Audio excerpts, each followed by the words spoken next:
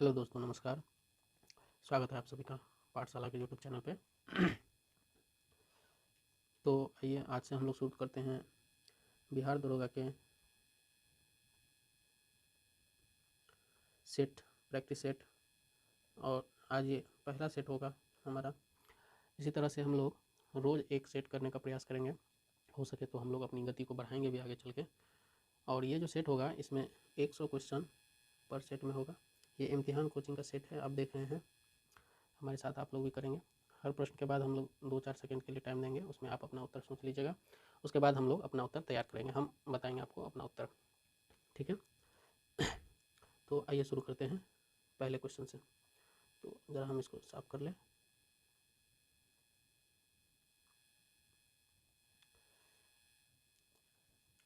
तो देखते हैं पहला क्वेश्चन क्या है। पहला प्रश्न है कि खेलो इंडिया यूथ गेम्स, खेलो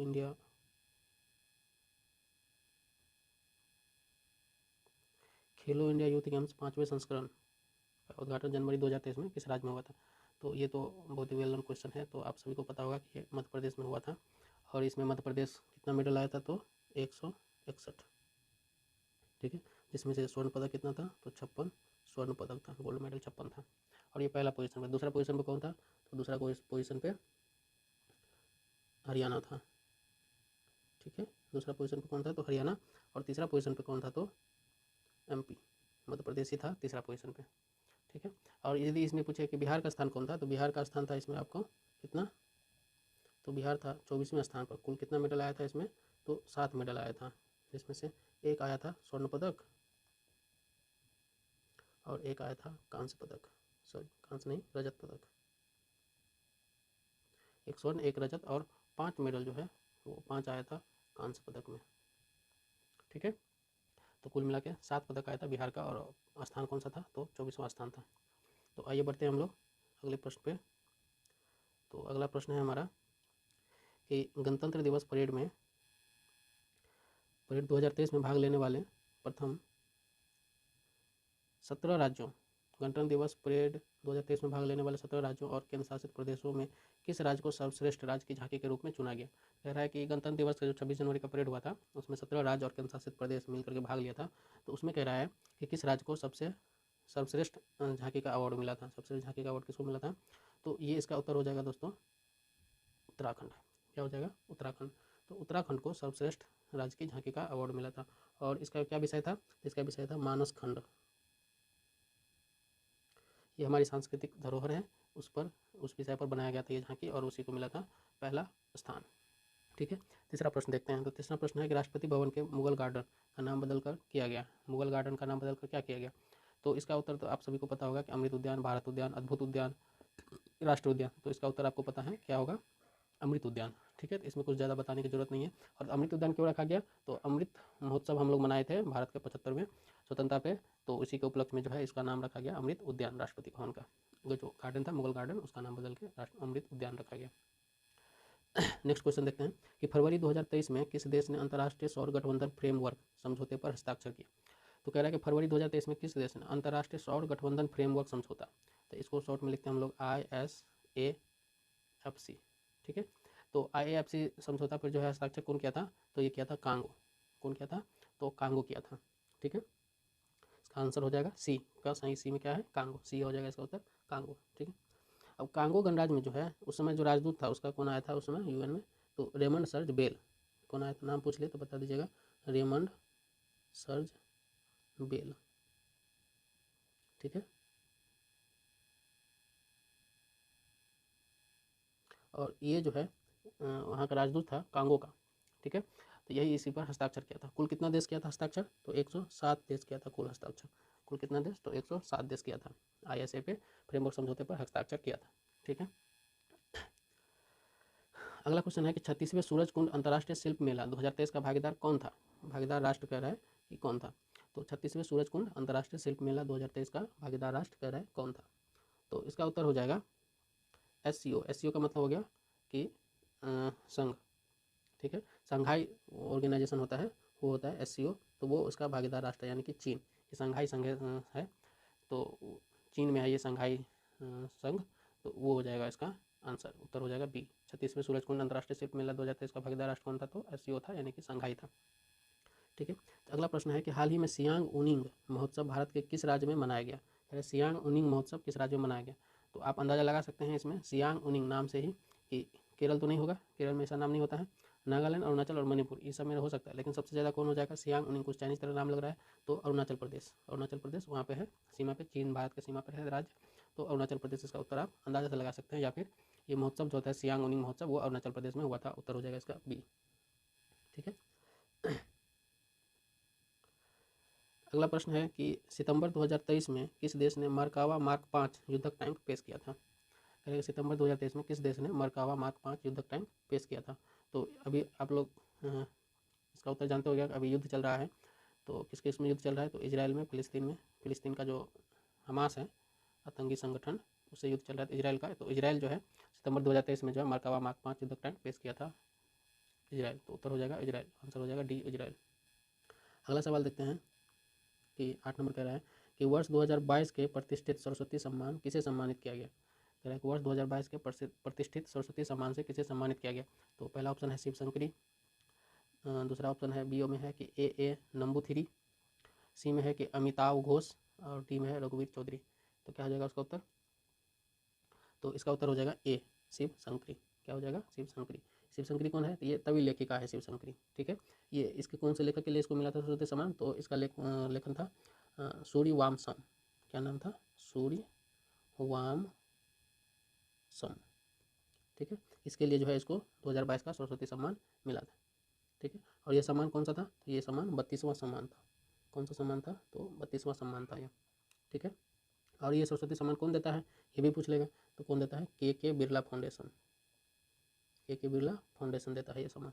ठीक है, इस सम्मान में कितना का कैश मिलता है? तो एक पट्टी मिलता है, एक पत्र मिलता है, और 15 लाख का पुरस्कार मिलता है। 15 लाख नगद का पुरस्कार दिया जाता है।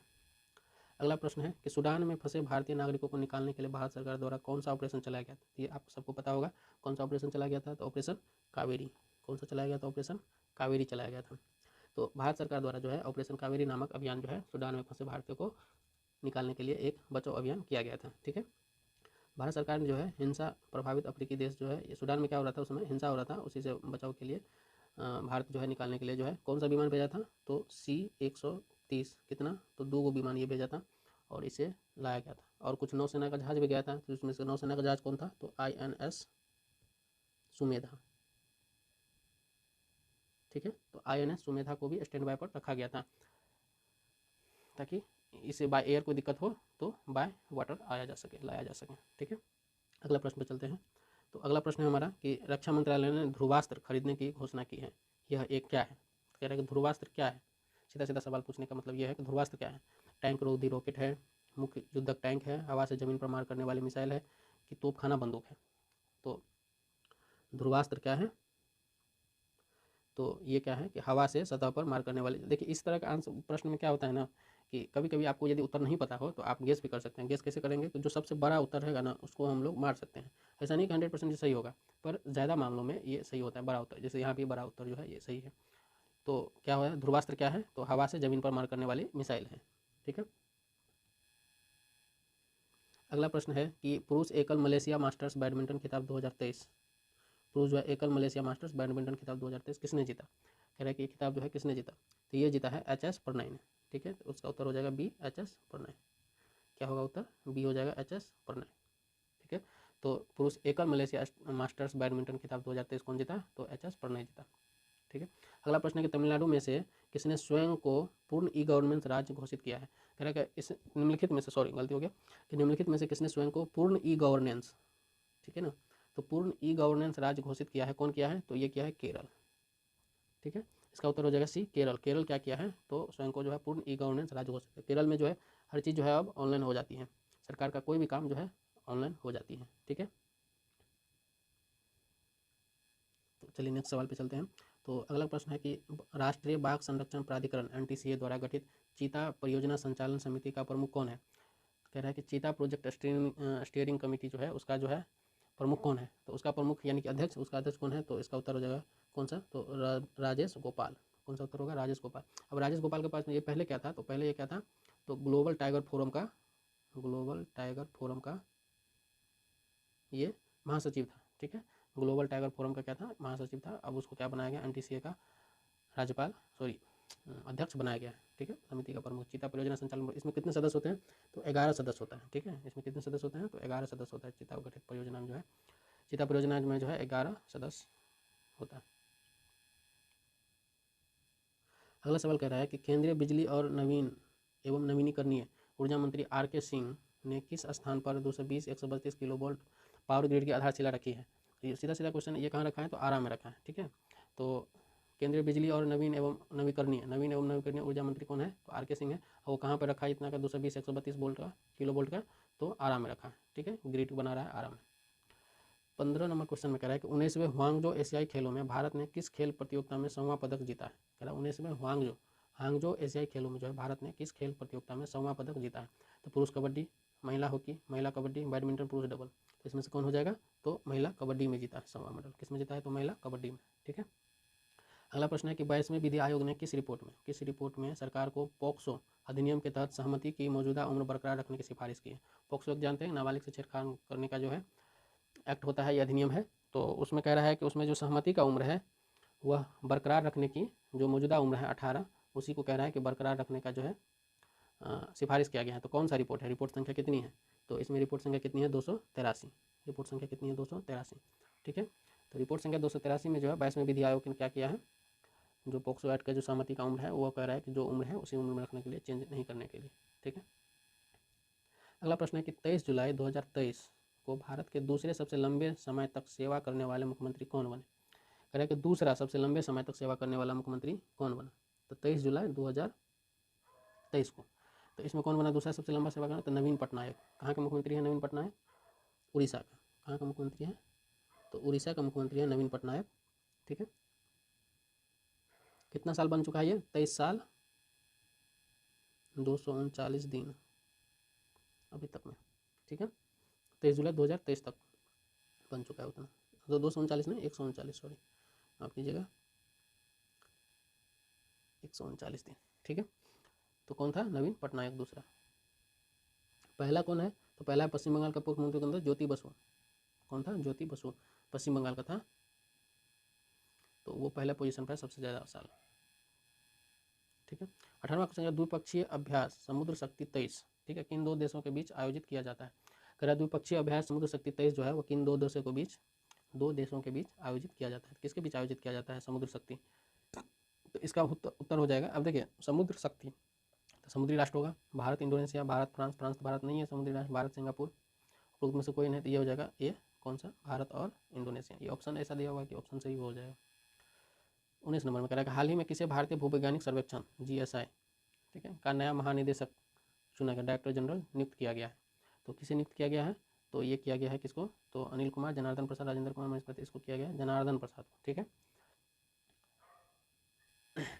20 नंबर में कह रहा है कि which state has announced monthly pension to all the Padma awardees of the state. कह रहा है कौन से राज्य सरकार जो है ये घोषणा की है कि जितना भी पद्म अवार्ड मिला होगा, पद्म अवार्ड जो मिलता है ना, 3 पद्म अवार्ड, पद्मश्री, पद्म भूषण और पद्म विभूषण। ठीक है, 3 पद्म अवार्ड है, तो वो जो मिलेगा उसको मंथली जो है पेंशन दिया जाएगा, अनाउंस किया है। कौन सा स्टेट, तो राजस्थान, केरला, हरियाणा, तमिलनाडु, तो कौन सा हो जाएगा ये, खट्टर बाबा जो है किए हैं। तो खट्टर जी कहाँ के मुख्यमंत्री हैं, तो हरियाणा के, तो ये हरियाणा हो जाएगा। ठीक है, हरियाणा सरकार बोला है कि हम जो है मंथली जो है पेंशन देंगे, जितना भी पद्म पुरस्कार विजेता है उसको क्या करेंगे हम लोग, पेंशन देंगे हर महीना। अगला है कि शब्द टाई ब्रेकर किस खेल से संबंधित है। अब बताइए टाई ब्रेकर किस में होता है, पोलो में, लॉन टेनिस में, कुश्ती में, कि शतरंज में। तो टाई ब्रेकर किस में होता है, लॉन टेनिस में। ठीक है, लॉन टेनिस में टाई ब्रेकर होता है। इसके बाद जो होता है बैक हैंड होता है, back hand drive, let calls, service love, change आदि, ये सब क्या होता है, लॉन टेनिस में होता है। पोलो में क्या क्या होता है, तो बंकर होता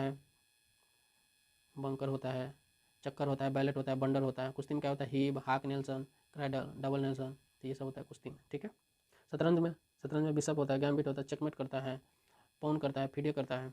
ठीक है, 22 में कह रहा है कि इनमें से किन को भारत रत्न सम्मान नहीं मिला है, तो ये तो आप लोग ऐसे ही बता दीजिएगा। मृणाल सेन, भीमसेन जोशी, लता मंगेशकर, मदन मोहन मालवीय, तो इसको मिला है, इसको मिला है।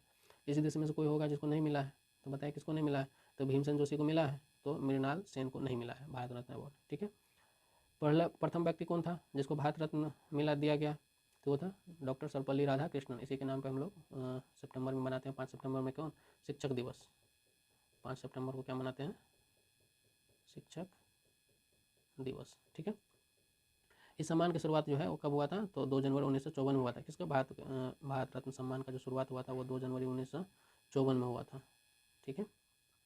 और कौन किया था इसका शुरुआत? तो डॉक्टर राजेंद्र। उस समय जो राष्ट्रपति होगा वही करेगा, राष्ट्रपति सम्मान देता है, तो डॉक्टर राजेंद्र प्रसाद किया। ठीक है। कह रहा है गीगाबाइट जीबी बराबर होता है। अब देखिए 1 जीबी में कितना होता है? MB, terabyte, kilobyte, bite.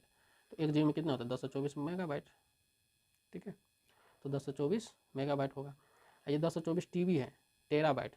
एक टीबी में होता है 1024 जीबी। ठीक है। एक टीबी में होता है 1024 जीबी। और ये होता है 1 किलो, ये हो गया 1024 बाइट है, तो ये हो गया एमबी, मेगाबाइट। 1 एमबी हो गया, 1 एमबी में हो गया, सॉरी उल्टा हो गया, 1 केबी में हो जाएगा इतना, ये हो जाएगा 1 केबी। 1 केबी में हो जाएगा 1024 बाइट, और 10 ये हो जाएगा एमबी।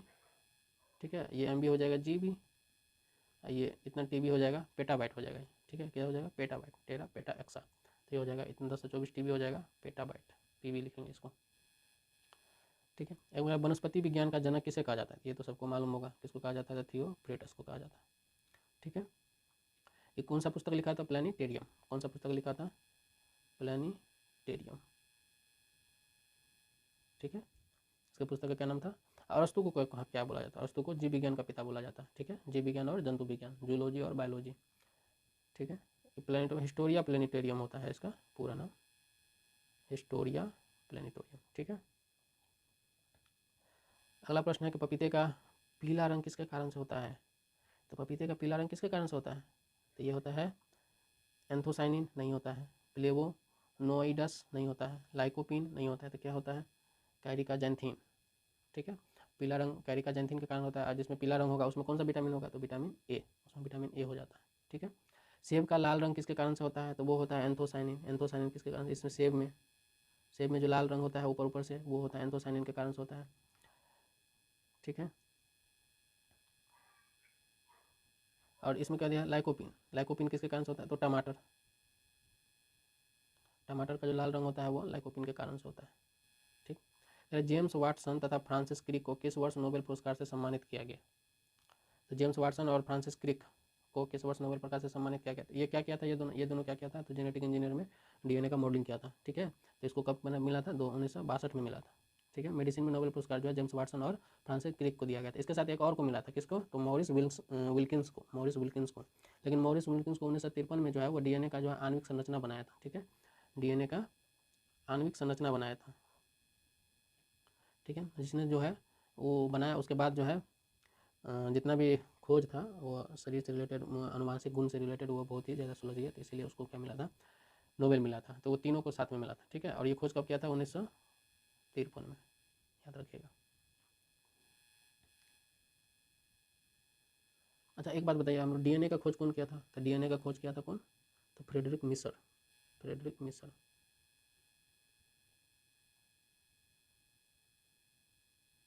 ठीक है। फ्रेडरिक मिशर किया था कब? तो 1869 में। महात्मा गांधी का जन्म कब हुआ था? तो 1869 में। याद रहेगा आप। पादप कोशिका में ऊर्जा संग्रह किस रूप में होता है? तो पादप कोशिका में ऊर्जा संग्रह किस रूप में? स्टार्च में, वसा में, ग्लाइकोजन में, कार्बोहाइड्रेट। तो पादप कोशिका में क्या बनता है? बताइए। तो पादप कोशिका में स्टार्च बनेगा, वसा बनेगा, ग्लाइकोजन बनेगा, कार्बोहाइड्रेट बनेगा, तो स्टार्च बनता है। तो पादप कोशिका में जो है ऊर्जा संग्रह किस रूप में होता है? स्टार्च में। कार्बोहाइड्रेट किस में होता है? तो जंतु कोशिका में। फैट में भी होता है, लेकिन कार्बोहाइड्रेट के फॉर्म में जो है एनर्जी ज़्यादा सेव होता है। ठीक है। और ग्लाइकोजन, दोनों मिला करके। नेक्स्ट सवाल पे चलते हैं। नेक्स्ट 28 नंबर, इनमें से किस विटामिन का रासायनिक नाम टोकोफेरॉल है? टोकोफेरॉल कौन सा विटामिन का नाम होता है? बताइए। विटामिन डी का नाम क्या होता है? कैल्सीफेरॉल। क्या होता है? कैल्सीफेरॉल होता है। तो ये तो वैसे चल गया। विटामिन ई का नाम होता है टोकोफेरॉल। विटामिन ई का क्या नाम होता है? टोकोफेरॉल। बी का तो होगा नहीं, बी कॉम्प्लेक्स का नाम अलग होता है, के का। विटामिन ई की कमी से कौन सा रोग होता है? तो विटामिन ई की कमी से क्या होता है? प्रजनन क्षमता में कमी हो जाता है। प्रजनन क्षमता में कमी हो सकता है, जननांग या मांसपेशियां कमजोर हो सकता है। ठीक है। विटामिन ई का प्राप्त करने वाला स्रोत क्या है? तो क्या है? तेल, गेहूँ, अंडा। अंडा का कौन सा? जर्दी वाला भाग जो होता है वो, और सोयाबीन, उससे विटामिन ई मिलता है। तो विटामिन ई का सेल क्या है, तेल है, अंडा है, और क्या है, अंडा का जर्दी वाला भाग है, सोयाबीन है, तो ये सब क्या है, गेहूँ, इससे भी मिलता है। ठीक है, नेक्स्ट 29 नंबर में क्या कह रहा है कि कोशिका झिल्ली के निर्माण के लिए आवश्यक प्रोटीन लिपिड का निर्माण किसके द्वारा होता है। कोशिका झिल्ली के निर्माण के लिए आवश्यक प्रोटीन और लिपिड का निर्माण किसके द्वारा होता है, एंडोप्लाज्मिक रेटिकुलम, गोल्जी तंत्र, माइटोकॉन्ड्रिया, पेरोक्सीसोम्स। बताइए किससे होता है। तो देखिए प्रोटीन कहाँ बनता है, ईआर पे, वहीं पर राइबोसोम बन होता है ना, तो राइबोसोम ही क्या बनाता है, प्रोटीन बनाता है, तो एंडोप्लाज्मिक रेटिकुलम। ठीक है, अगला प्रश्न है कि लिपिड्स के पाचन में किस एंजाइम की महत्वपूर्ण भूमिका होती है। लिपिड्स के पाचन में किस एंजाइम की महत्वपूर्ण भूमिका होती है, कौन सा एंजाइम मिलाता है, पचाता है उसको, तो एंजाइम कौन सा मिला पचाता है, तो लाइपेज पचाता है। कौन सा एंजाइम पचाता है, तो लाइपेज पचाता है। ठीक है, चलिए अगला सवाल है कि किस घटना के कारण ध्वनि दिन की तुलना में रात में अधिक दूरी तक सुनाई देती है। परावर्तन, अपवर्तन, ध्वनि का व्यतिकरण, ध्वनि का विवर्तन। व्यतिकरण मतलब इंटरफेरेंस ऑफ साउंड या डिफ्लेक्शन ऑफ साउंड। अब देखिए रिफ्लेक्शन होगा तो दूर तक सुनाई नहीं देगा, वो किसी और दिशा में चला जाएगा परावर्तन में, तो ये होगा नहीं। ठीक है, व्यतिकरण ये इंटरफेरेंस है, इंटरफेरेंस होता है तो दो को वेव क्या करता है, मिल जाता है एक दूसरे में, तो ये इंटरफेरेंस बनाता है। ठीक है, तो अपवर्तन हो सकता है, तो इसका उत्तर होगा क्या, अपवर्तन होगा। ठीक है, इसका उत्तर हो जाएगा ध्वनि का अपवर्तन। करें कि एंटीवायरल प्रोटीन को किस रूप में जाना जाता है, एंटीवायरल प्रोटीन को किस रूप में जाना जाता है, तो इसको जाना जाता है इंटरफेरॉन के, तो इंटरफेरॉन किस में है, तो बी में है, तो इंटरफेरॉन के रूप में जाना जाता है। एंटीवायरल प्रोटीन को किस रूप में जाना जाता है, तो इंटरफेरॉन के रूप में जाना जाता है, इंटरफेरॉन। ठीक है, ओजोन परत वायुमंडल की किस परत में पाई जाती है। अब देखिए यहाँ पे कितना क्वेश्चन पूछा है कि ओजोन परत वायुमंडल के किस परत में पाई जाती है। हम लोग जानते हैं कितने सतह होता है वायुमंडल का, तो 5 सतह होता है। 5 सतह में से ओजोन परत कौन सा सतह होता है, अतः क्षोभ मंडल में, आयन मंडल में, समताप मंडल में, मध्य मंडल में, किसमें होगा ओजोन परत, तो ये होगा समताप मंडल में। ठीक है, ओजोन परत कहाँ होता है, तो समताप मंडल में होता है। सबसे नीचे में क्या होगा, तो क्षोभ मंडल होगा। ठीक है, उसके बाद क्या होगा, तो उसके बाद समताप मंडल होगा, फिर मध्य मंडल होगा, फिर आयन मंडल होगा। ठीक है ना, तो इसी समतापी मंडल का दो हिस्सा होता है, जिसमें एक होता है वायुयान जिसमें उड़ा जाता है, एक होता है उसके ऊपर वाला हिस्सा जिसमें ओजोन होता है। 34 नंबर, गल्फ स्ट्रीम कैसी जलधारा है, तो ठंडा है कि गर्म है, या ना ठंडा ना गर्म, तो ये तो होगा नहीं।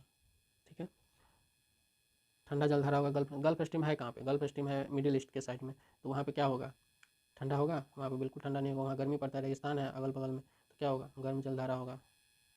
ठीक है,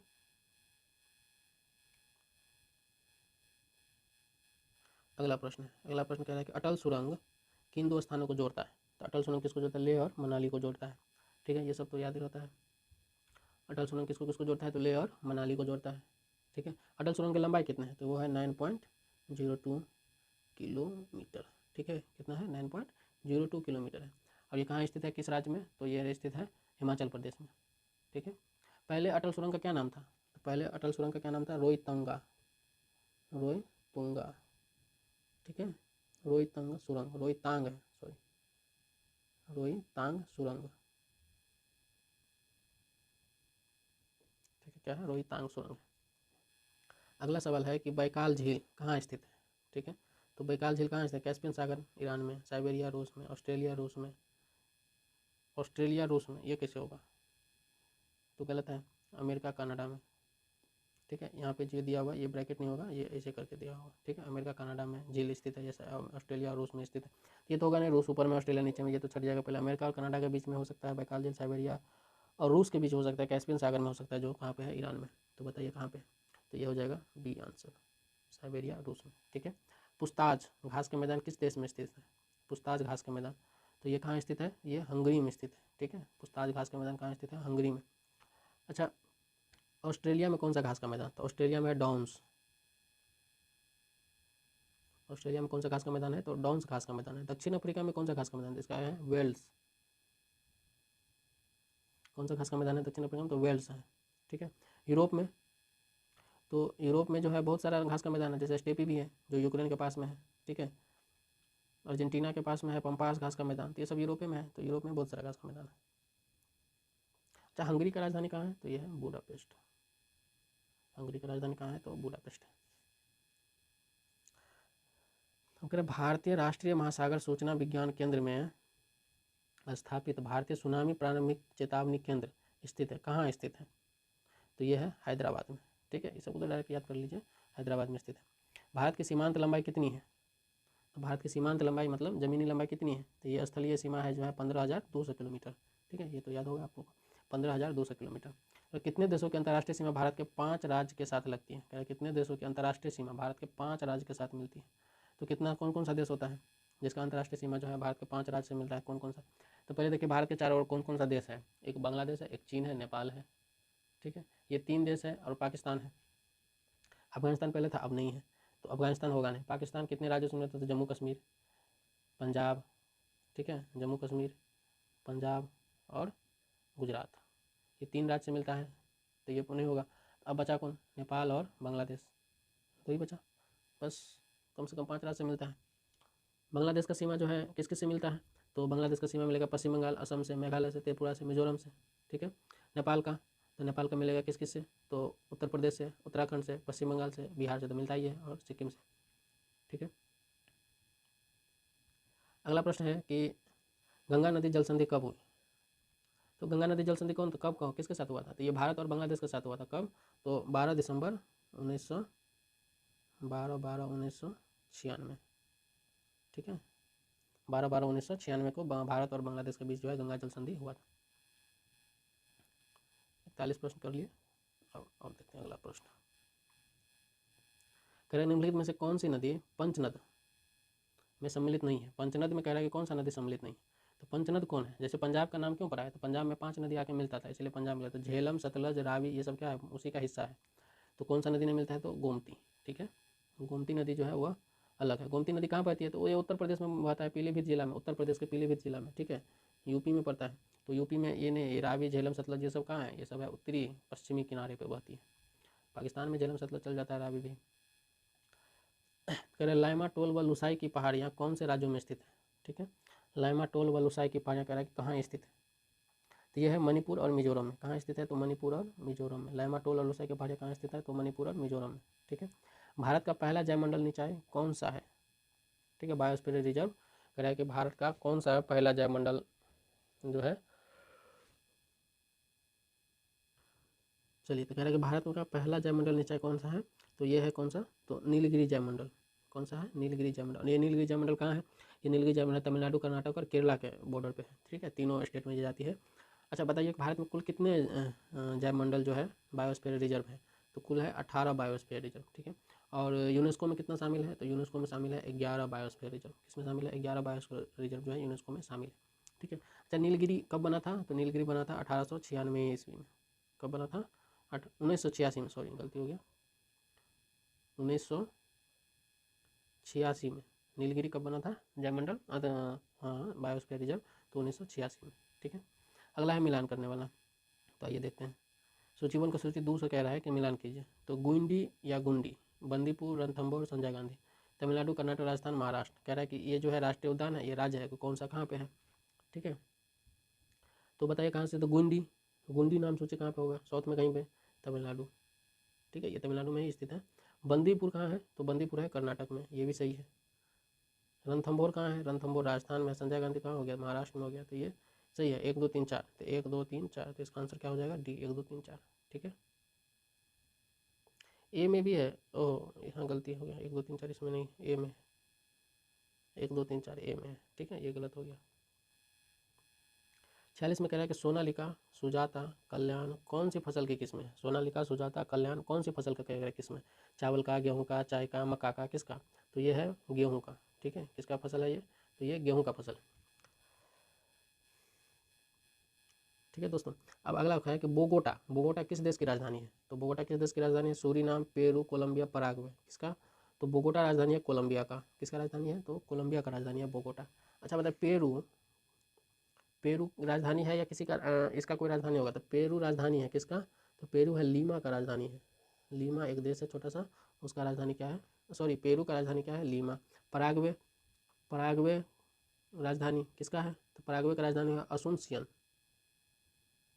असुनसियन। ठीक है, सूरीनाम, सूरीनाम का राजधानी कहाँ है? तो पैरा गैरिबो, पैरा गैरिबो। ठीक है, तो विश्व स्वास्थ्य संगठन कह रहा है कि इसका स्थापना कब हुआ, WHO का, तो इसका स्थापना हुआ 1948 में, ये तो सबको पता होगा। अंतर्राष्ट्रीय परमाणु ऊर्जा एजेंसी IAEA का मुख्यालय कह रहा है कहाँ है, तो मुख्यालय कहाँ होता है, अधिकतर आप जानते हैं जिनेवा में होता है, पर इसका कहाँ है तो वियना में है। ठीक है, कह रहे तीजन बाई, ठीक है, तीजन बाई का संबंध किस क्षेत्र से है, तो तीजन बाई क्या थी, तो वो क्या थी, पिंडवानी नृत्यांगना थी। ठीक है, पिंडवानी नृत्य से जो है इसका जो है संबंध है। और ये कहाँ का नृत्य है, तो ये छत्तीसगढ़ राज्य का नृत्य है। कहाँ का, छत्तीसगढ़ राज्य का नृत्य है ये। ठीक है, तो दोस्तों यहाँ पे रोकते हैं हम लोग, 51 से जो है अब नेक्स्ट एपिसोड में करेंगे। इतना के लिए धन्यवाद, और आप लोगों से अनुरोध है कि चैनल को कृपया सब्सक्राइब कीजिए और शेयर कीजिए अपने दोस्तों में, ताकि ज़्यादा से ज़्यादा उनको भी फायदा पहुँचे। और हम लोग जो है रोज़ जो है एक सेट करेंगे, 100 क्वेश्चन होगा, लेकिन उसको 2 बार में करेंगे क्योंकि लंबा हो जा रहा है वीडियो डिस्कशन करने में। तो चूँकि सारे ऑप्शन को करते हैं धीरे धीरे हम अपनी और इसमें बढ़ाएंगे, आपको मैप के थ्रू भी अब डिस्कशन करवाएंगे, तो उसको तैयार करने में थोड़ा सा वक्त लगता है, तो आज हो नहीं पाया था, तो अगली बार से हम ध्यान रखेंगे, करवाएंगे धीरे धीरे, पर अभी उतना नहीं, पर बाद में जाके करवाएंगे। ठीक है, तो कृपया चैनल को सब्सक्राइब कीजिए और शेयर कीजिए अपने दोस्तों के साथ, ताकि हमको भी हेल्प मिले और मोटिवेशन मिले, आप लोगों का प्यार मिले। धन्यवाद।